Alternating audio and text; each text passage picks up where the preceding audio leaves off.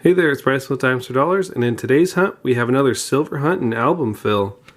We've got about $8 face value of silver coins, and hopefully we can make some progress. We got a lot of Canadian coins in there and some American ones as well, and as you can see, some of them are in really nice shape.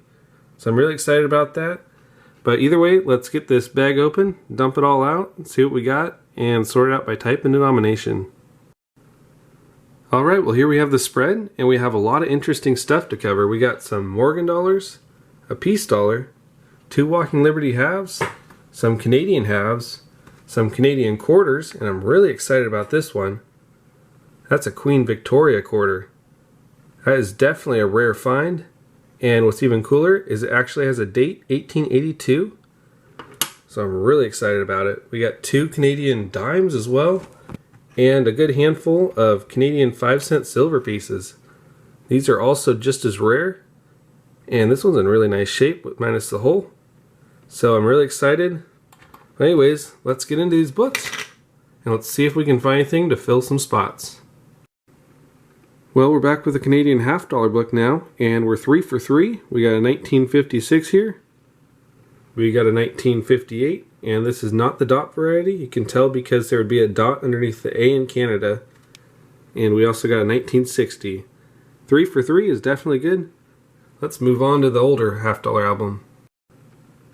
As for our one half-dollar with King George VI on it, it's not going to upgrade. The one in there is just about the same condition, so we're not going to swap them. But anyways, let's move on to the Canadian quarters now and see what we can do there. Moving on to the Canadian quarter albums. And we have a few that won't upgrade. This 49 is not going to upgrade. Same with this 39 or 38, but this 37 here is definitely in nicer shape. So it is definitely going to upgrade the one in there.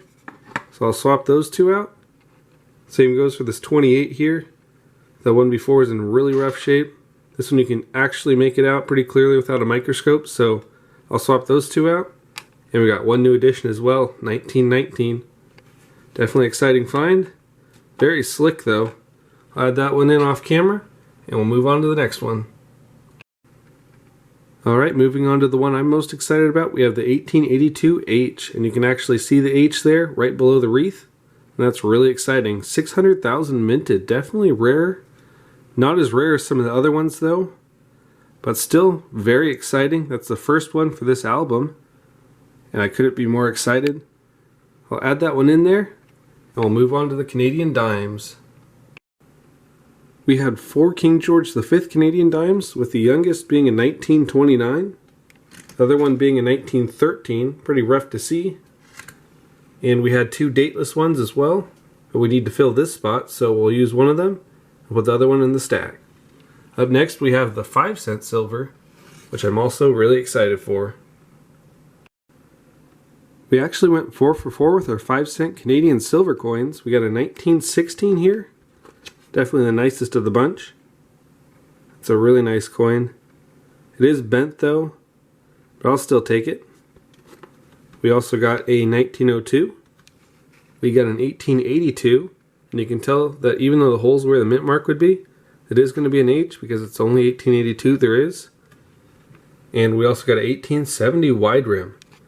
Is by far the oldest Canadian dime that I've found, and even though it's really worn, you can just barely make out the date. So that's a win in my book.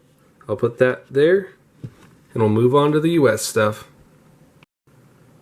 As for our Walking Liberty album, we got 2 new additions.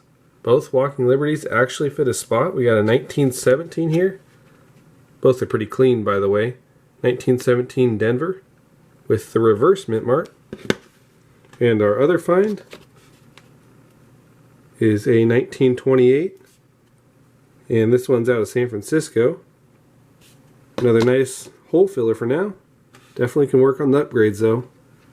Now let's move on to the peace dollar. As for the 28S peace dollar, we already had a really nice one that I forgot about, so we're just going to have a spare for now, but it's definitely a rarer coin.